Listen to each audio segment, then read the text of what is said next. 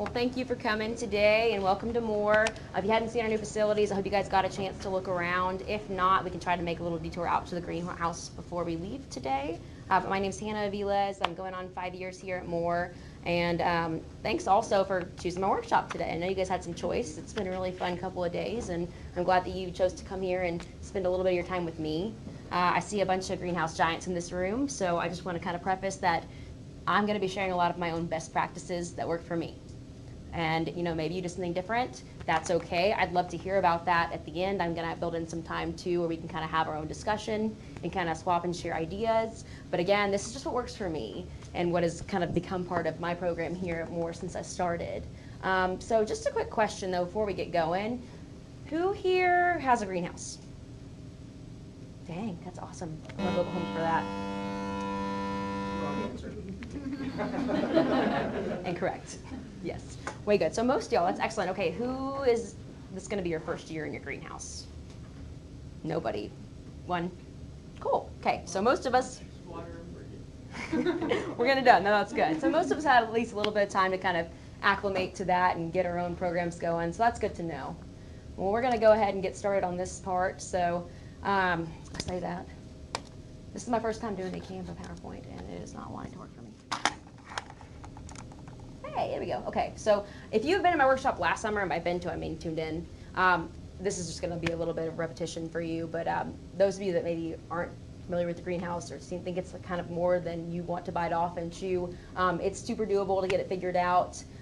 Everybody kind of has to start somewhere, and this is where I started, July 17th, with no background in greenhouse whatsoever. Was not my interest. I mean, I took the classes I had to in college, like most of us, right? But I mean, how many of us in here actually went to school because we were really interested in horticulture and wanted that to be why we taught? I'm sure there might be one. Is there one? Not even. Wow. Okay, so you guys were in the same boat. But you just kind of have to trial and error and figure it out and talk to folks, and that's what we did, and we made it work, and now it's just really fun. And so you guys already know this too, if most of y'all have already been in your greenhouse for a bit. It's really good for multiple things, applying what you learn in class. You talk about a concept in class, you go out and apply it. That helps those kids keep that in mind, and that helps them actually learn and retain that information. It's not just a book being thrown at them. Okay, fundraisers are a big deal. I think it's honestly a waste of the space if you don't fundraise in it, because that kind of helps you drive what you're doing in class and gives you a goal to work towards. I think it's easy to let your greenhouse sit and not do anything with it if you don't have something that's going to drive that. But SAE opportunities, we talk about. We have some agri-science research projects out there. We also have students that will come and work in the greenhouse collectively on their own time as a school-based enterprise, or I have students that I will appoint as greenhouse managers, in which case it's an unpaid placement, but that could be a proficiency opportunity for them. And then also CDE preparation. So that's where all my floriculture kids go in and do the things. We get a lot of ID plants in, and they go through and study them. We'll take cuttings and propagate those too, and look at them at all stages of development. So really, really, really useful on all fronts. So again, this kind of goes back to what I was saying about there's no reason why you shouldn't have a plant sale if you have a greenhouse, because it keeps you in there. It keeps you in there, it keeps driving your curriculum, and it keeps you moving forward. But also, it's not only that application, it helps you become a lot more visible in your community. It gives the people in your community maybe a little bit more of an idea about what we do here and how hands-on we are and how practical these skills are that we give our kids. So it definitely makes us more visible and helps your community kind of engage with you more as well. I don't know if you can read these comments. These are some from the sale this year. I always kind of have to laugh, and just my mind's blown at the feedback we always get online, because every year when we have sales and we push out all those social media posts, we get a lot more followers on Facebook, and some of the things they say are just really, really nice, and some of them are really crazy. Like this comment where she's like, where is it? Let's see. Great job to all the students who helped with the sale. It was awesome. It was worth 2 hours standing in the rain for such a great sale. Thank you for all of your hard work. The plants were great, and so was the price. So those are the things you love, and that kind of helps your kids become even more interested in the content that we're working through, because they're getting some kind of reward for that, and people are excited to see it. It gives them something to be proud of. So if anything, let that motivate you to do that as well.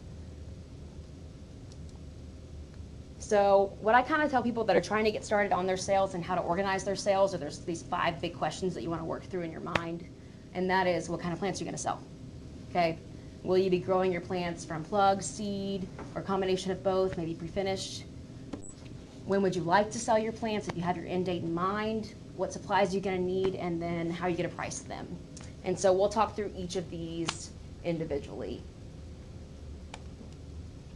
And so what kind of plants are you going to sell? We were talking about this before we even started the workshop, and was it you, Kenzie, that mentioned like this worked really well for them in Cushing, but I can't sell begonias in Tecumseh. Well, that's the thing, is you really need to do your homework. And I say that as far as making sure you know what people are interested in, because it doesn't matter how hard you work on it. If people here don't like bok choy, they're not going to buy it just because you did it. Maybe like 2 people, and then you have a lot of bok choy. So definitely do your research on that front. I usually will just always keep an eye out when I see a really nice landscaped yard around. I'll be like, oh, what do they have in there? Okay, good to know. You know, and you can see trends forming. You'll try to get more of that. And then I'll look at the nurseries that are around here too. We got on Markham's, and you know, even the ones at Lowe's and Walmart. You can kind of see what's going fast and what people are interested in. And then also I just ask people, especially if you already have sales. Just when people come through, usually they'll either tell you they're looking for something, or I just ask them when they're checking out. Like this year, for example, I had a bunch of tomatoes. I did a lot of sandwich slicers, so Better Boy and Super Steak, and I had a bunch left over. And what they were telling me they really wanted, what I need to do next year, is patio pots. So just those smaller cherry varieties that they can put literally on their patio, because we're in such a suburban area, which makes sense. So again, that was a little bit of a research fail on my bad, but you know, you live and learn, and I pretty much change what I'm selling every year based on the feedback I get. Like there'll be one year where I can't get enough zinnias, like they're gone in like 5 minutes, and so I'll like triple my order, and then the next year I will have like all of those left. So it's pretty hard to anticipate what people are going to want, but most of the time there is somewhat of a science to it, and it can work out for you. So this is just what I sold this year, and my fall sale really doesn't change. You guys probably are similar. If you do have a fall sale, there's not just a huge demand for fall bedding plants. I think people have the mentality, especially with last year's freeze in October, like what's the point? It's a lot of money and time. It's hot out here. I don't want to work in these beds just so they can, you know, die off pretty quick. Although I will say those pansies are really, really hardy. They get snowed on and they still look good. But that's all I do for the fall is mums, pansies, and ornamental kale. And then in the spring, I do a lot more. And again, I kind of rotate some of these in and out based on how they sold. This year, everything sold really well. I pretty much sold out of everything. So I'm going to change my tomatoes a little bit. I did a lot more herbs than I needed to, too. We went a little crazy on the herbs. But again, it's just a little bit of trial and error. And I just try to have a lot of variety. You know, having done my research and just kind of, I will say there's some things that are tried and true here, and that's just foliage for us. I can never have enough coleus or potato vine. It just goes in 5 minutes, and there's nothing I can do about it. So that's why if you read those little notifications or like little indicators down there about varieties, I have 7 varieties of coleus just because they always want coleus. And again, that's here specifically, but it's probably a lot of areas too. Just making sure that you know what they want and you can kind of deliver on that. And so this is question 2, just talking about, you know, how are you going to grow your plants? This can actually be determined for some of you more based on what your budget is than anything. Sometimes budget constraints and time constraints come into play, and you know, I wish I could do seed because I don't have that much money to work with, but we started late and I better just get plugs. Or maybe it's like, I would love to just have the convenience of plugs, but that's a lot of money for us, so we just need to go seed. Or in those smaller greenhouses, you know, some of y'all that have like 10 by 20s, maybe it makes more sense for you to do seed because you haven't found somebody to partner with yet and kind of order plugs with. It just kind of depends on that, but just know, you know, there's that convenience to cost kind of ratio, and you have to make a decision there. So plugs are more convenient. They've always been more convenient for me. Literally just plug and go. But just know it's a lot more expensive than seed. But there are other ways that you can kind of, you know, get your plants moving forward as well. We propagate succulents to no end. If you haven't been out to the greenhouse yet, there's a million out there. If you see something you like, take a cutting.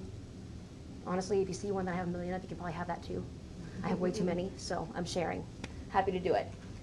We haven't bought succulents in like 5 years because we just keep propagating the ones we have, and it's worked out really great. You sell them for $3. Everybody loves them. That's free money. So definitely looking into doing some of that. Very prolific, very easy to propagate. And then the pre-finished plants. I don't do too many. I love the mums though. I respect to Edmund when they do their mums and they grow them all through the summer because that's a labor of love. I don't do that, no. I get them like the week I'm gonna sell them and then they're gone and never see them again. But Parks Brothers is awesome. All the vendors on the next slide, I think. You guys can look at them, but they've got really good pre-finished mums. Now's a good time to order, now or yesterday. So if you're looking into doing that, I'd call them. If they're out or they don't have a week that works for you, I know that TLC does some, but they're a little more expensive. Precure is pretty affordable, but I had a lot of caterpillars from them one year, so just know that that could be something you run into. But they had nice stuff too, so just some options there. The poinsettias are nice, and these are generally, when you go through parks, they prefer that you run a pre-sale model where you kind of have an idea about what you're going to sell in advance and there's no rush on their end. I'm a little bit difficult because I like to sell the mums with my fall sale, and it's a little bit riskier when you do that because you're ordering them all up front. You don't know if you're going to sell them all. I'm confident that we could sell them all, and we usually do, so that's why that model works for us, but it puts a little more pressure on them because they have to get them here by a date that I specify. So it's kind of a game of like getting as close to 21 as you can, not going over, because I really don't want to have them for like more than a week before my sale, because we have like hundreds of them, and then watering them individually is really fun. So pre-selling is a good idea. Then you know what you're going to do, and you can get them all picked up on a certain date once they get that date to you, but that model works for us, so we've been just selling them in our sale. What happened? I want to click pictures. There we go. Okay. So here's some of those vendors. There are lots of people you can order plugs from if you choose to go that route, and seed. I use Ball because I just like all the options that I have. They're basically just like one big aggregate of like a bunch of different growers. And it's cool because you can look at real-time availability, and you can see just what's required as far as like making case minimums. And is there anybody in here that orders a lot of plugs already, so you kind of know how this works? Or I can go more or less in depth on that based on what you guys think you need. If you're comfortable with that, I don't have to spend a lot of time on it. If it's confusing to you, I don't mind talking about it at more length. So, like, you're interested? Okay, so when I talk about case minimums, you have to order trays of things. Sometimes they have split trays, meaning you can order like half of one tray and half of another. But generally, all the same plug size has to go together, and there has to be a certain number of trays to make a case. It depends on the grower, like what is a case minimum. So like Ball Tagawa might say that you need 4 288s to make a case, when like Van Vogt might say that you need 6. So it just kind of depends, and it's annoying when you don't need that many plants. And some of them are really cool, and they let you go with a below case minimum. Sometimes there's a charge, sometimes there's not. But sometimes it's not worth it, because when you don't have a full case, you're more likely to run into damage. I will say that like I usually stick with Ball and Ball Tagawa when I'm gonna do below my case minimum, because they package really well, and they make sure that you're gonna like have less damage in transit if possible. But always try to get closer to a full case when you order, just because for one, it saves you shipping, because if you're doing multiple cases, that's a lot more freight, and it's all overnight freight, which gets pretty pricey if you're doing multiple cases that don't necessarily need to be sent in multiple packages. So something to be thinking about when you put your orders together. And sometimes people are like, oh my gosh, that's horrible, this is really stressful, what do I do? Don't panic. You don't have to do it this way. Like, I probably do it the harder way just because like I know how it works now and I'm comfortable with it, but you could just as easily be like, hey Susanna, I want this and this and this, and I want to have my sale this day. So how can I get that? Can you help me? And they'll do it. So that's pretty nice. That's a luxury. Something about getting on my computer and like nerding out and like trying to find things that make it work like a puzzle is really fun for me. I'm sorry, I'm weird, or I hate myself, but you know, whatever, it's cool. But yeah, I recommend them a lot. But Taylor, you said y'all use Park, right? Park Seed, I heard, is really, really good. And there's a couple other options. I don't know anybody really that uses Jolly Farmer anymore, but they are around. And yeah, so lots of good choices there. And then Parks Brothers, that's who I referred to earlier with the pre-finished mums and poinsettias. They're great. Like them a lot. Okay, and so looking about this, and this is just talking about the plugs some more. When you're looking through plugs and you're looking at different sizes, you know, these are common, but there's more that fall in between. So 288, what that really means is there's 288 cells on that tray. So you could have as many as 288 plants, but generally when you're looking online, they're going to tell you you're going to have 280 to 285. That's what they ask you to kind of plan for based on like damage or loss. So 128 looking more like 125, 100 for 105, 70 for 72, etc. Just kind of expect a little less than what you're getting on there. And it's like gauges, you know, the bigger the number, the smaller the plug, because there's more in that one tray. The tray sizes don't necessarily change in dimensions, it's just the cells, okay? Your smaller plugs, like your 288s, are the most cost effective. They're smaller, they're gonna take longer to grow out. But honestly, I had been ordering a lot of liners, which are the bigger plugs of Coleus, just if I was in a crunch. But this year I got a 288 because I had to make a case minimum work. And it grew out to be pretty much the same size in like 1 more week. So I'm gonna do a lot more 288s on the Coleus next year because that's more Coleus for me, which I always need. So don't be afraid to kind of experiment with things on like that too. It's kind of fun just to see like, oh, this could work. But that's just a little bit more on like how the plugs kind of go together and what they look like. But it's just started plants instead of having to wait for your germination rate and then having basically your seed to plug. And then we skip a step essentially with plugs. Okay, so when would you like to sell your plants? So this is really important because some people just are like, I want to have a plant sale, and they just blindly order their plants initially or their seed initially, and they're like, we'll just sell them when we're ready. Well, if you don't have the science to it and you don't actually do the math to put pen to paper, you could have your sale at a time that makes 0 sense to anyone. It could be after the big rush when everybody's already purchased their plants and they don't really need any more. It could be, you know, during a freeze, and then people are like, oh, I'm gonna wait because it's gonna freeze again, and then by that time yours look like kind of leggy and sad, so you want to time it right. And so be intentional about it. Like if you know you want to have a fall sale, like now is kind of late. You can still do it, but you need to be like getting your stuff ordered now. It's possible, but like no closer to the sale than like now o'clock, okay? And then you have this fall to be thinking about spring.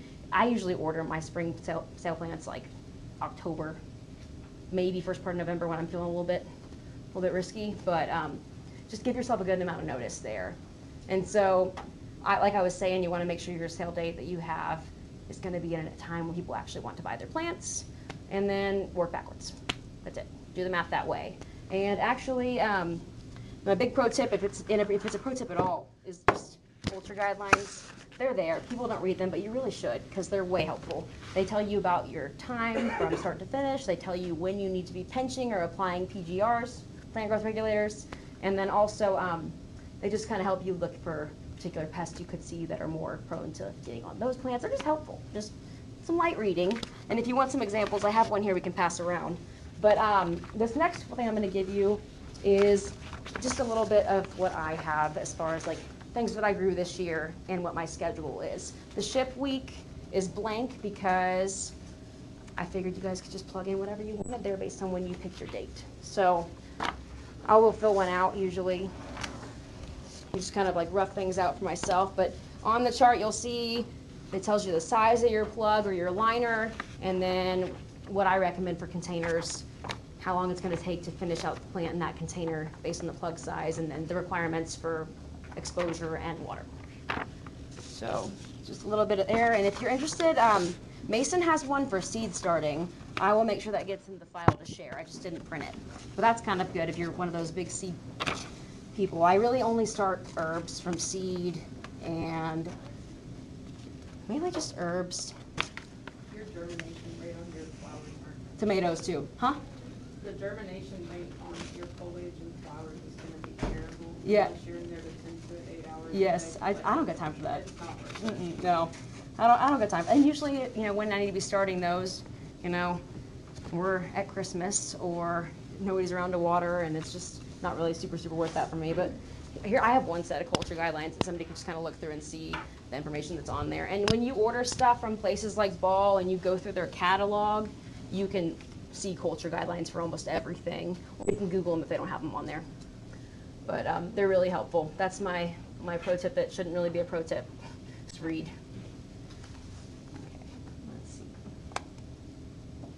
And so there's a picture of the schedule I just gave you. But again, we're looking at what I have there that I'm growing, the size of the plug that I'm using, and then containers, finish time for said container, and then how you're going to grow it as far as light and water. So pretty simple, but I think that makes it a little bit easier when you're trying to think about how to time things and what you need. And also, I got a lot better when I started organizing it this way as far as how I organize my greenhouse when I start getting my trays in and like potting things. And my kids probably want to like wring my neck sometimes because I'll just have them like blindly put something over there and I'm like, no, we need to move that later.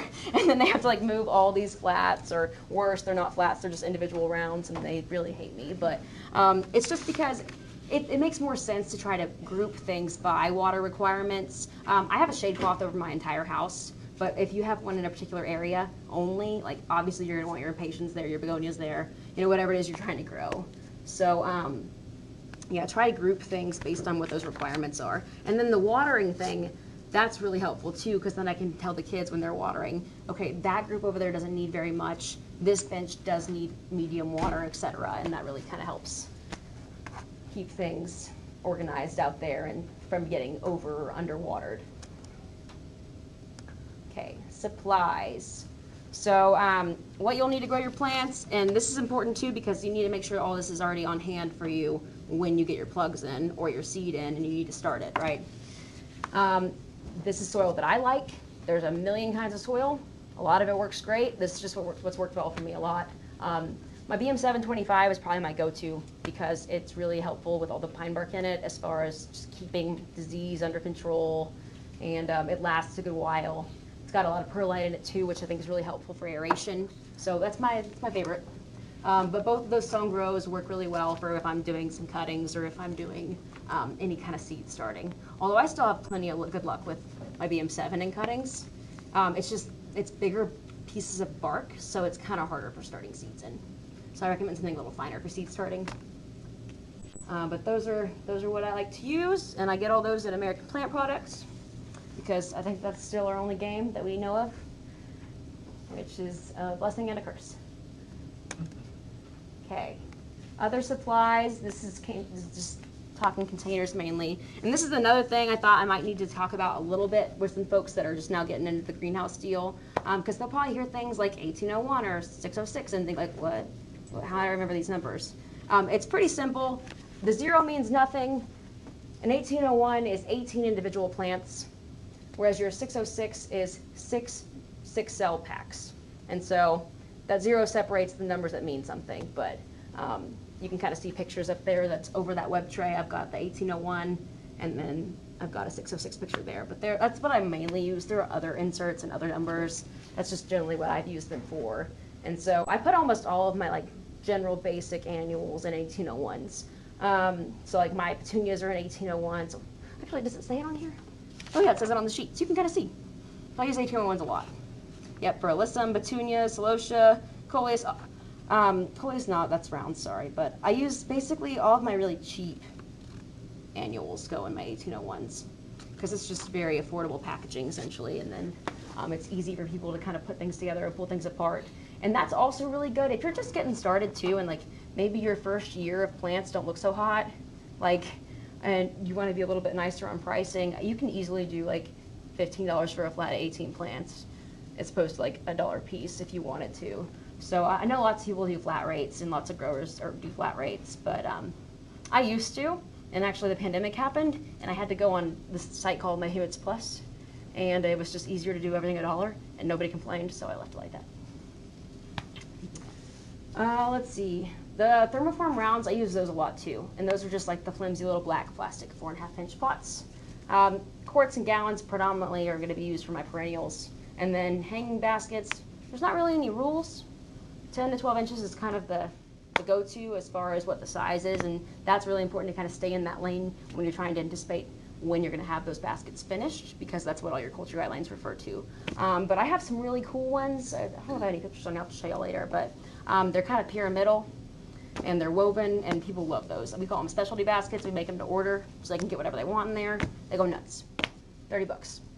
So just get a little creative with stuff. And I saw some really cool stuff this spring that I want to look into. Like people have been doing things with watering cans and like just interesting containers. They drill holes in them or whatever, and people like those too. So I think definitely get creative with your containers. People enjoy that.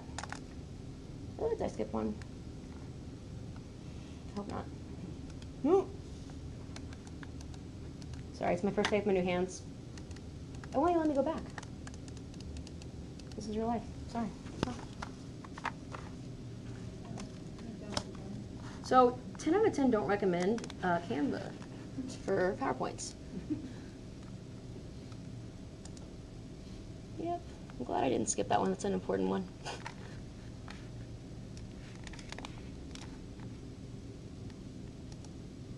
Okay, so fertilizer, that's the last one I'm going to talk about. This is my preferred fertilizer. I like the Jack's general purpose, but I go 20-10-20, and that's because a lot of times, like, I'm doing everything else right to get my stuff to flower at the right time. I don't need an excessive amount of phosphorus because I don't want everything to be super blown out and bloom too soon. So I find that everything flowers right when I want it with the 20-10-20, but the 20-20-20 works good for a lot of people too. I don't want to have to pinch off a million blooms because I already do. So that works good for me, but either or, they're both really good. I like the Jack's, and it lasts forever. One bag lasts me forever. But that's because I have an injector or a chemical feed pump, and I recommend one. If you don't have one, I don't know how you fertilize. I have two. I've got one on both ends of the house, and it's awesome. I just keep a 5-gallon bucket underneath it. We mix in that, and it proportions it out perfectly, and it's awesome. So it makes life a lot simpler. 10 out of 10 recommend. I do kind of make sure that only certain kids water with those hoses and at the right times. There's a schedule they follow because you don't want to just burn anything up. But as long as you're conscious of that, it's a really good system. And again, American Plant, that is our dude. Just the one. That's all we got. They're really good. They just don't always have what you need when you need it. So if anything else ever comes up and somebody hears about it, like, just send us all a mass email because we'll be really super stoked. I use Hummer. Hummer? Yep. Yeah. And they get a lot of that stuff too. They do? Okay. Where are they located? Right over the Kansas border, because I'm like Kansas Oklahoma Okay. border. Okay. Yes. Oh, good. Yes. Oh. Like soil, pots, plugs, vertigators, Awesome. everything. Way good. Well, we write that one down for sure.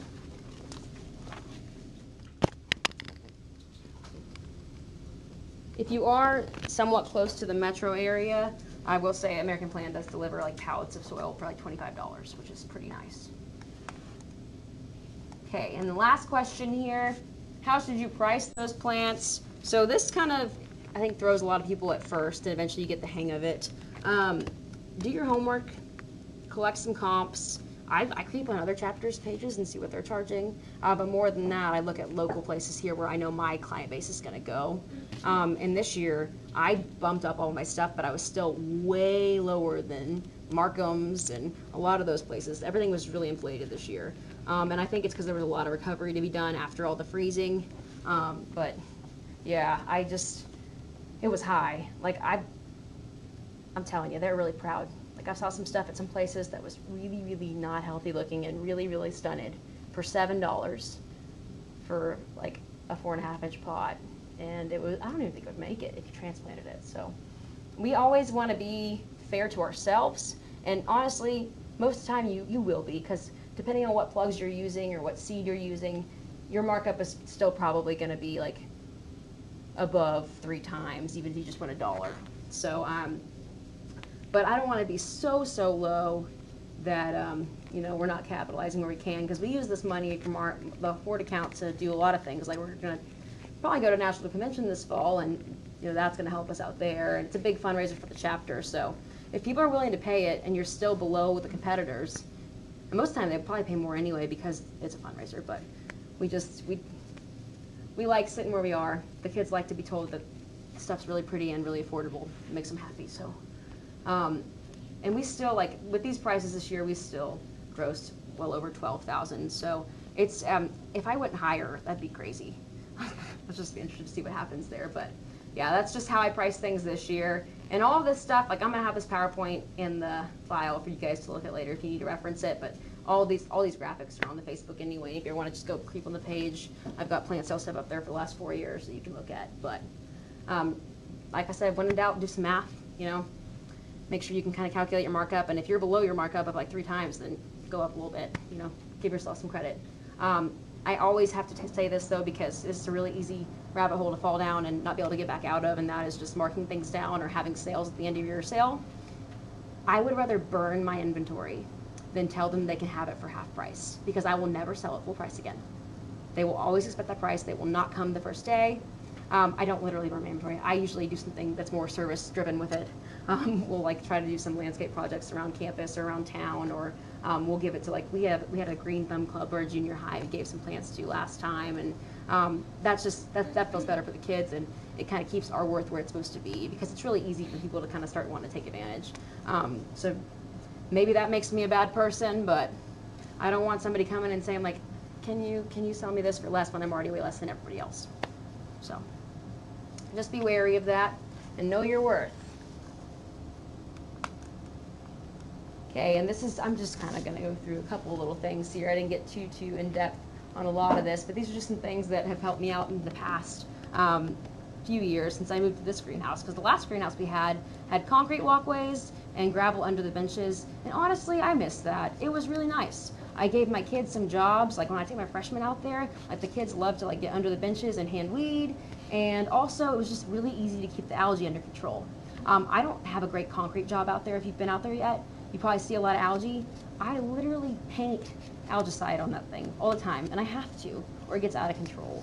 So if you have a greenhouse with concrete floors, or maybe you're getting one, go check on your concrete job if it's a new one, and make sure you really specify, like, get that baby level. Because I have dips, and that's where your water will sit, and algae will just grow, and it's really horrible because it just tries to kill old people. It's horrible. It's really slick, and it's very dangerous. So keep your greenhouse very, very, very clean and free of algae if you can. Like literally, I should probably just buy stock in Green Shield because of how nervous that algae makes me out there.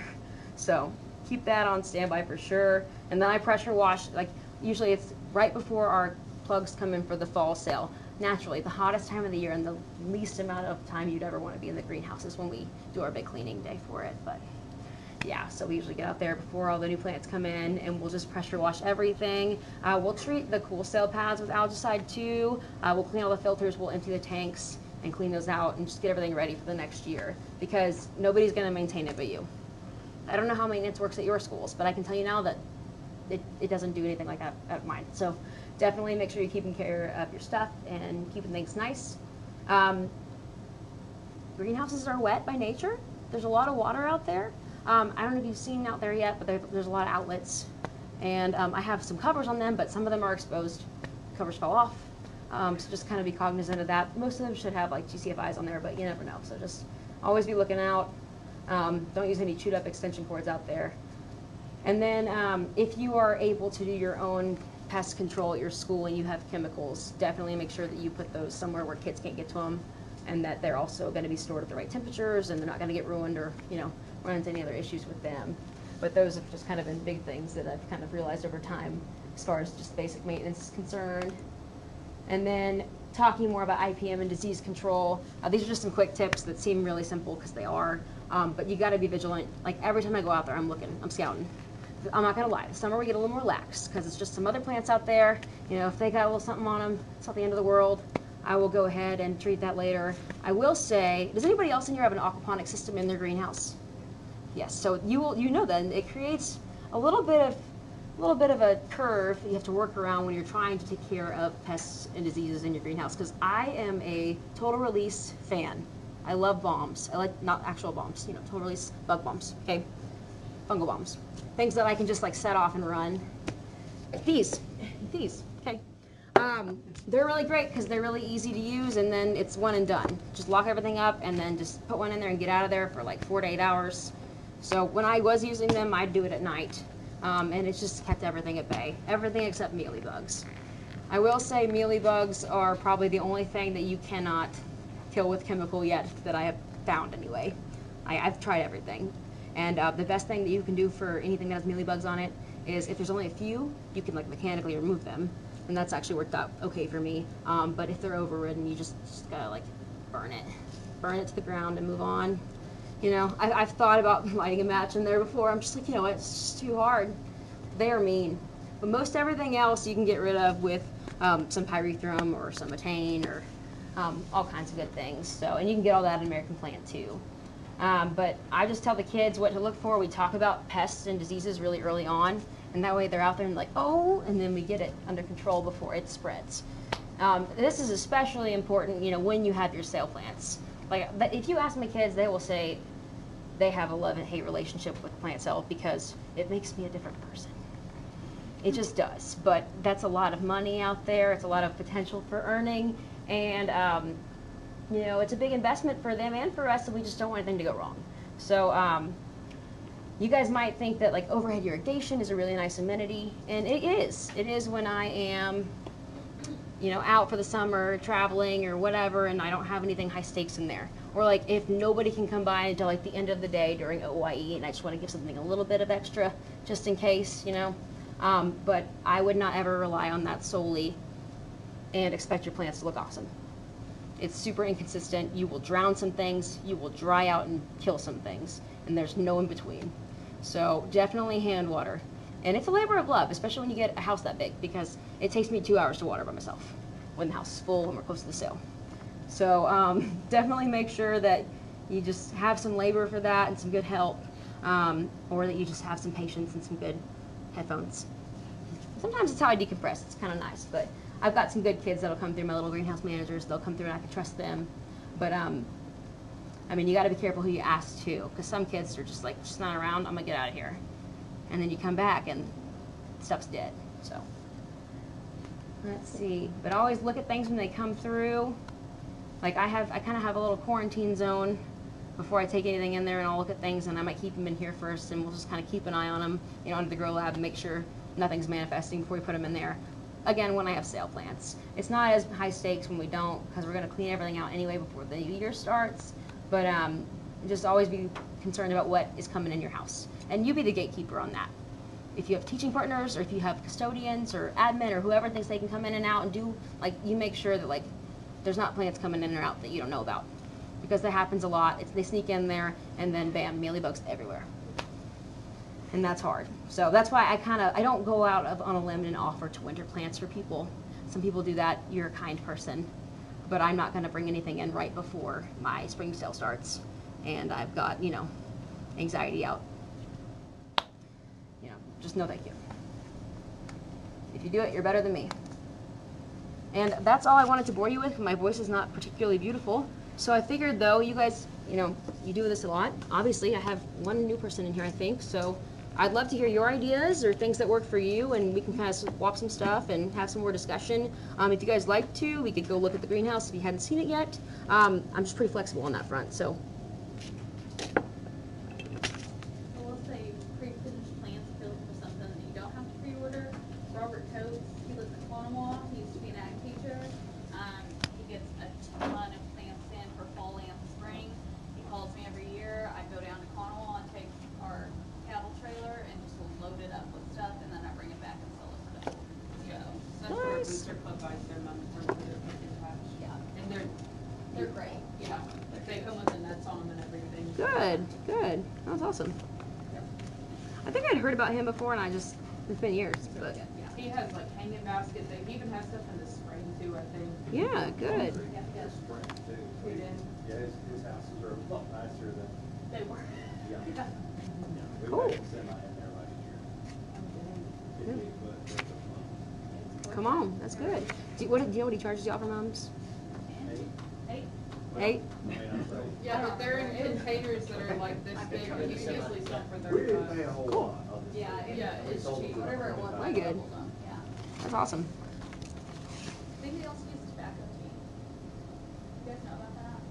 Where- So Abe Warren, when he ran the greenhouse at Hera, if you're looking for a non-chemical way to spray your plants, if you want kids to do or something, you make tobacco tea. So what you do is you get a pack of beech nut, you put it in pantyhose, and you boil it just like tea, like a quart of water. And then you take a cup of that when it's done, a cup of the old school like brown Listerine, and a cup of either lemon or orange Dawn soap, and you mix all three together and spray water. He said it kills everything. That's fun. So. Do you think you're getting mealybugs from your fall bug liners? No, it's never them. I don't think you It's never, no, I'm saying like when I bring in other things, like ID plants, or like things I want to propagate. No, I'm trying to protect my plugs. Yeah. Yeah. I've always gotten really good quality stuff from them. There's one year that I was in a pinch, and I ordered through like Cube Pack on there, because that's all it had what I needed. And I had some stuff come in with like powdery mildew, and it was just a wash. But like, if I order from Ball or Tagawa, they are awesome, and I never have problems. So yeah, my craziness comes from me trying to protect those plugs, because it's such a big investment on the front end, you know. said that, and I was like, I've never gotten mealybugs. No. I've had aphids before, but that's from our human head size holes everywhere. Don't you love that?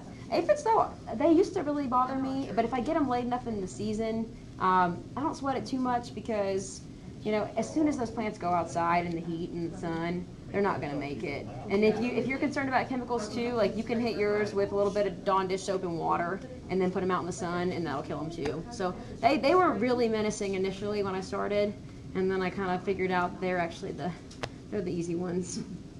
But yeah, no. If you don't sterilize your greenhouse after you're done, you're gonna have the same issues over and over. Oh, absolutely. You like once that. So you have to, if you've got a rock floor or a dirt floor, you've got to pour a sterilizer in that dirt to kill whatever's there. But what I've learned from the National Horticultural Association is they cook their greenhouses. Mhm. So what they'll do is they'll spray a disinfectant just like you would in your pig barn. Spray a disinfectant, turn everything off on your greenhouse, let that thing go up to about 160 degrees for about 3 hours, and then kick it back on. And do that 24 hours before you get your plugs in. It kills off any disease, any pests, anything. And you'll be a fresh, clean slate right when you start with all your new stuff. Yeah, I used to be able to bake mine all summer until I got fish in there now. So I will say she's doing some really cool stuff with the aquaponics, but if you ever get one, find somewhere else for it if you got a greenhouse. That's the first It's thing I just took out of my greenhouse. it troubleshooting wise, it just makes everything harder because again, you really can't use chemicals at that point, and then you can't do things like turn your house off, especially in the summer because you'll fry them. But at the same time, the winter we're fighting the cold the whole time, trying to keep unit heaters in the water and keep those fish alive. Oh man, they're really cool, but they do kind of like to throw a wrench in things. But yeah, no, that's a great plan. I miss being able to do that. Heck, I'd empty mine and cook it all summer. Just because I didn't have to worry about it. My principal's plants too, because he leaves them in there. See? Sorry, man. I didn't see him. Watered him, turned on the cool cell. I didn't got anything in here. Sorry. Oh, he just put him in there? Oh, he has a back table.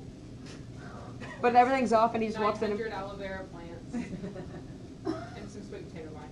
And he forgets to go water them. And so I turn off the cool cell when all my stuff's gone. He comes back a month later. All my stuff's gone. See, it's water. I told you, it's water. Just add water.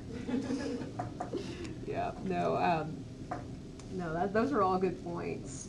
I will say though, when I had the rock under my benches, like I could just throw like a bunch of rocks out under there too, and I didn't have a lot of problems. I didn't have very many like bacterial disease problems though. If I had any pests, I wasn't like concerned about them burrowing in there, but I just, better safe than sorry. It was mainly for weeds. But I really miss the rock. If you have the rock, just be kind to it, tell you love it, because I put full salt down once a month, yeah, and we not have weeds in 2 years. yeah, it's awesome. It's great. The Yeah. box of regular like rock salt Mhm. that you put in homemade ice cream works just as good. Yeah, as full just salt. salt. It's cheaper. I said, full salt, we get a big bag, $5, it's suited in my entire greenhouse. That's better value. Yeah. If you have wood crates in your greenhouse, get rid of them and do metal painted tables, because those wood crates, just like raw metal, hold disease, and you'll never get rid of it in your greenhouse. It'll be stay there forever. Well, that's Even true. if you paint it. Anything porous is going to be just a breeding ground, unfortunately.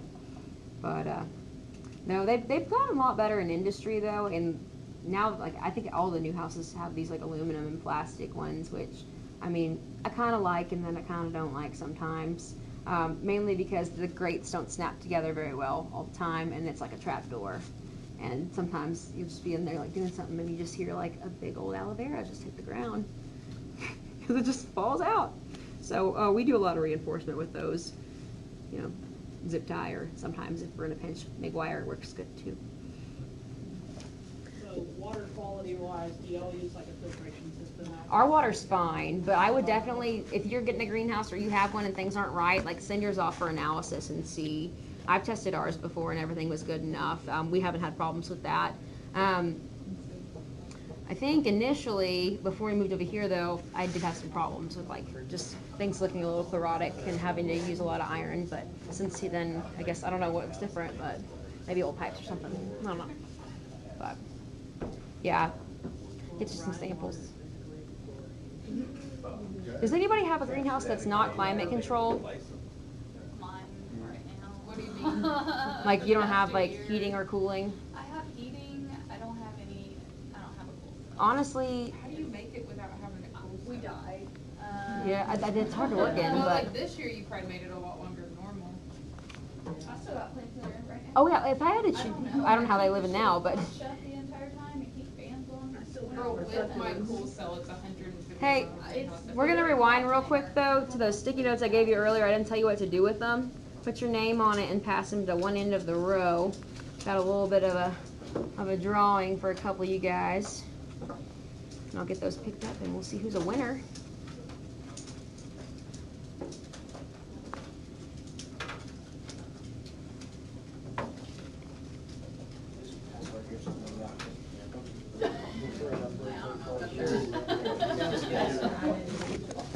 Any other good tips or tricks that somebody's kind of discovered that we hadn't thought about and talked about? If you do have rocks under the benches, I plant all my mother plants down there, like our purple hearts and stuff, and I just take cuttings of them, and I don't even have to water them in the summer. Like, That's awesome. yeah. Oh, you're just making me miss my rock even more. Do you have all rocks in your greenhouse?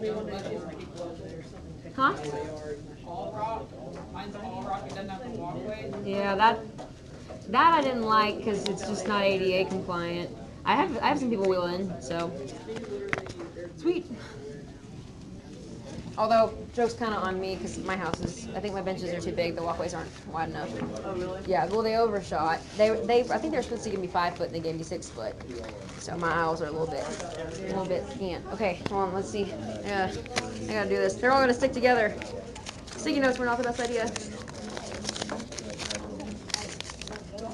So if you were building a brand new greenhouse, No, you but I'm would trying to recommend convince them to cement build me floors? a I mean, that's industry standard. You just gotta make sure you get a good concrete job. I don't. Then level slope, I mean. It's sloped. It's sloped to a drain on the end of the house that's near your cool cell. But just make sure that you don't have a lot of dips. I mean, you can't really do anything about it once it's done. If it's done, it's done. It's just, you gotta work through it if you have it. I just always liked the rock because I could push water off the sidewalk into the rock. And then it's dry. Like I never had to treat anything when I had rock for algae.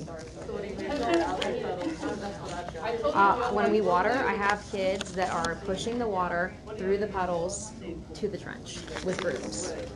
Yeah, but we just have to stay on it or it'll just pool there. It's awful. So we just treat the floors really good with algae and we just keep standing water from sitting anywhere. It's a labor of love, and by love I mean hate. But I mean, what do you do? So you have the same problem with like dips and stuff? Yes, that's too. So. Oh yeah, I don't. Yeah. All it does is make everything a muddy mess, and I just have to laugh because it doesn't even water the things that need water. So. Yes. Yeah, I drown things or I just dry things out. So really, it's just like, it's a little crutch if you know you're not going to be home on time and you want to make sure at least something hits some stuff for the heat of the day. But yeah, I don't know how people try to use it full time because you just won't water anything consistently enough.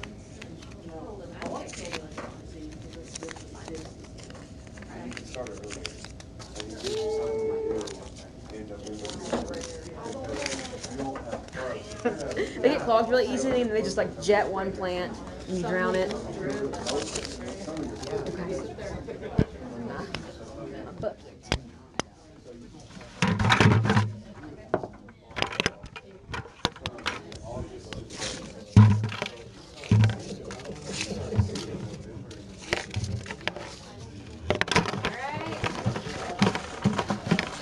okay, my first one is Brianna. Where are you? Cool. Okay, Brianna, you get your choice. I have an Attain and I have a Pyrethrum. Total release. I don't care, either one. It's up to you. Which one would you prefer? I mean, it depends on what I'm fighting, you know? Yeah. So if you're, Exactly what I'm fighting. if you're indifferent, then hold that thought and I'll let the other person pick. Okay, sounds good. Okay. Are you rocking on Fungal Bombs? Yeah. I thought it would be a fun one. That is also a little bit pragmatic. Okay. Oh, Holly. Woo. You want Pyrethrum or Attain?